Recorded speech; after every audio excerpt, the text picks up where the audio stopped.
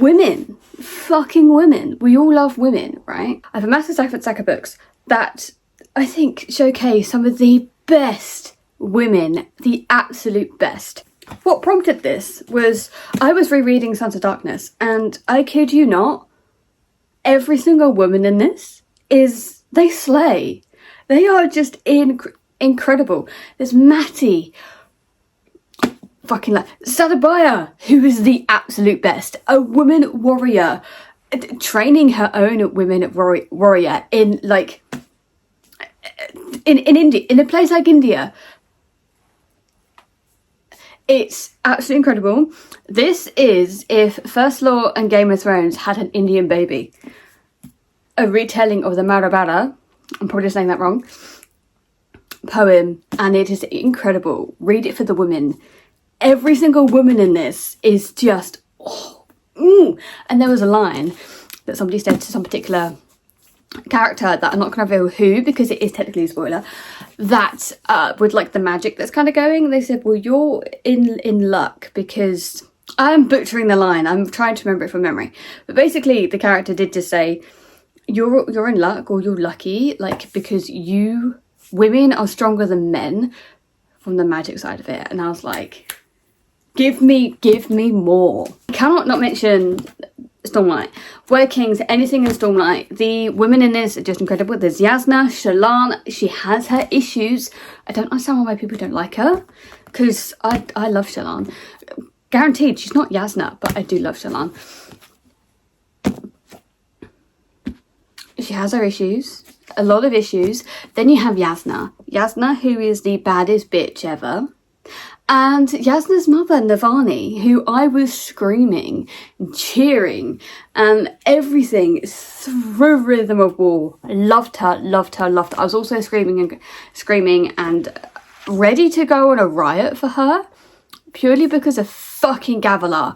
That I don't think I hate a man more than him. And he's barely on the page, and I despise him with all of my being. Again, a one-armed woman fighter. This is playing on the trope of the chosen one. So people who thought who was the chosen one to defeat the big bad, the big bad got defeated, but not by him, and they were like, what are we wrong? So he then has to kind of go into hiding, and the woman fighter is the one training, like teaching him, hiding him, doing everything. And the guy who was the chosen one is the most sport brat ever. Think like Joffrey Baratheon, or like proper kings, princes who have everything handed to them all their life, never ever have to work. That's this guy, right? The guy that you look down the street and go, you had no idea what it is to have any kind of hardship, and their side of hardship is not able to have their favourite food every day. That kind of stuff. And I love this. The martial arts in this is just incredible. But Tasha, I think her name is Tashashi in this she is just incredible, and no notes, everything's perfection about her, just absolute fucking perfection. I cannot not mention Shawna Lawless. Like, the women in this are just absolutely incredible. On one side you have a Folder, who is the sweetest and the kindest and is a healer, and she wants to do everything right, and she's just incredible. Then you, on the other side, you have, I refer to her as the bitch queen. That's not actually her name. I've kind of forgotten her name. Oh, Gomla. That's it. She is like a Cersei Lannister, but better. Everything she's doing is to grasp that little bit of power, a little bit of anything. It is 981 AD in this, and it's Vikings, it's Norse. Yes, it's set in the real world, but it's historical. There's mythology Irish around it. It is very much like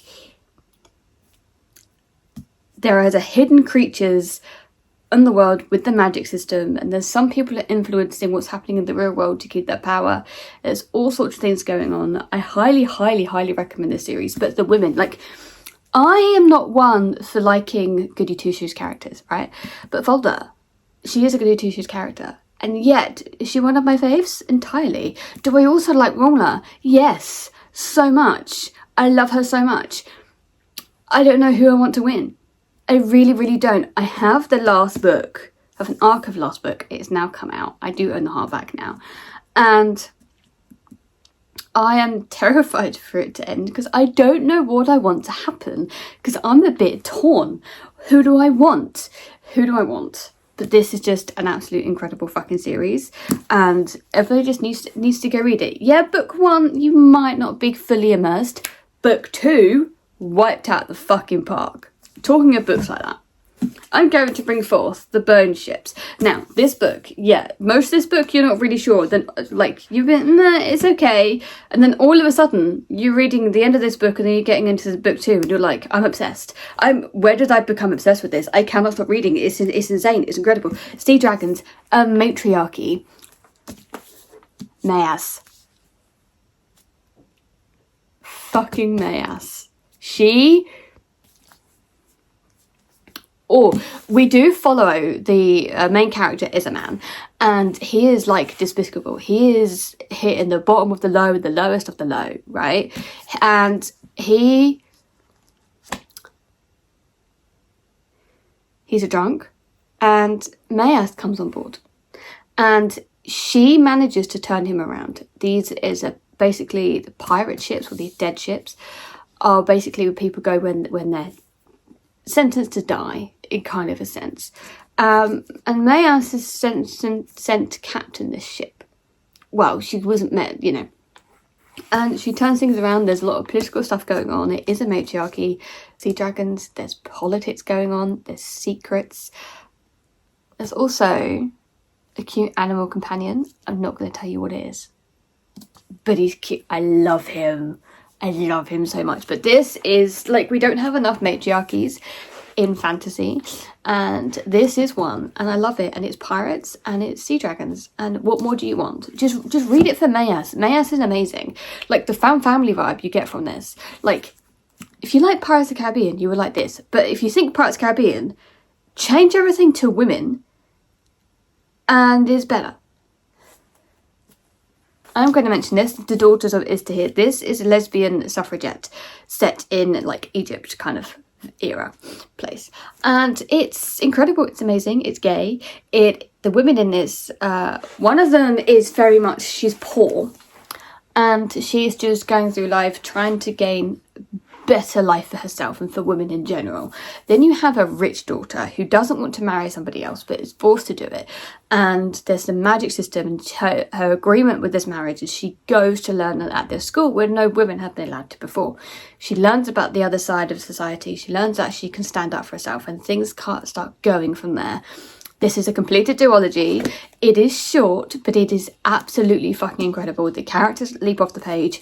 The rich one of the characters is very much loud and mouthy and is using her magic, whereas the other character has learned how to be meek and knowing when to pick her battles, knowing when to speak up, but also learning that actually she needs to speak up a bit louder. And it's absolutely incredible. Go read it. Just go read it. I'm going to mention another R.J. Barker book because the women in this, he just writes amazing women. You have Udemy, you have the lyric, even the villainous women in this, like Sorsha in book 2, how she is so driving for her revenge is fascinating. Like, I shouldn't like her, but she is strong. She is strong-willed. She knows what she wants, and she, no matter what, she's going to get it. And she is entertaining following her point of view. But even like Udemy, who is somebody who's following her god, very much not like it like zealously, but this is a book about multiple gods and how one is thriving for like the top throne kind of thing. It's a little bit more than that, but Udemy following this god that nobody really wants to follow, nobody really knows much about. It's just a ball of life. Like, you meet Udemy and you're kind of like, nothing phases you. You are just Udemy. You are just Okay, I'll come with you. Oh, okay, you just accepting of anything and anyone, and I love her to absolute bits. So read this for women. If you like vengeful women, and that's YA, but trust me, go read it. It is incredible. It blew me away when I first read it. This is the first time I tabbed and annotated. I was obsessed. Vengeful women at its core, like revenge and what people are willing to go through, what it was like for women in China, how they would break their feet so they couldn't run and shit like that, and how she is so adamant, the main character, of getting her revenge because of what happened to her sister is incredible. Yes, it is a sci-fi. I am not a sci-fi girly, but this was incredible, and it doesn't feel like a sci-fi like most other sci-fi is, right? There is a hint of fantasy to it. There's a hint of magic. There's a hint of the unknown. And, oh, it's incredible. Like, how they work these massive machines, use the women and their magic, and get into the point of almost destroying the women so the men can still control these machines without even thinking. Stuff like that going on. Also polyamorous relationships. So if you want a gayness, you have that all here. Book 2 is coming out at the end of this year, and I'm going to go insane. There are so many books coming out at the end of this year. Wind and Truth, Heavenly Tyrant. I've just read Fury of the Gods. It's blown me fucking away. Insanity. It would not be a women recommendation video without me mentioning John Gwynne. In all of his series. And you have Orca in this. My mum is reading book 1, so hence the reason why I haven't got book 1. Orca. Murderous mummy Orca. Incredible. She knows her goal. She's a Viking. She's a fighter. She knows somebody has stolen her child, killed her husband, and she's on for vengeance. She's on to retrieve her son, and nothing and no one will get in her way, no matter what. But she is not blinded by it. She's still cunning. She's still thinking about every step she makes, because as a mother, I'm not one, but my understanding is you are just always wanting to be in action, to go when something like this happens. But Orca stops. She thinks about every decision she makes. She doesn't immediately run after her son. She goes, what is the best way of doing this? And she goes from there. She tracks. Everything is just so cunning. And then when you see her fight, like when her son and her fighting, and that instinct, and then later, and you go through the books and the story, you see her almost being motherly and showing that kind of side to her. So she's not so much of that revenge side, but she can be this softer side. Not completely soft because it's Orca, but softer. And all the women in this, Cohen is me. I am fucking Cohen. I don't care. She, badass, throwing knives, is a mouth on her. It will defend her loved ones to the end of the day, right? Cohen, she is always there. She's takes no shit. She also works with horses, so we could literally be the same exact people. Then you have Coraline. Now Coraline is a hard person to like because she is in a man's world and she knows she's in a man's world, but she still takes no shit from men. And she's like, I don't need you to fight my battles for me. I can fight them for myself. Even though people are trying to help, she's trying. And it's her journey and her going through and learning how to trust, and how people aren't standing up for you just because you're a woman and you're not capable of doing it. They're doing it because they want to help you, because they stand with you, not you behind them. And it's just, this. John Gwynne never fails to write women. Ever.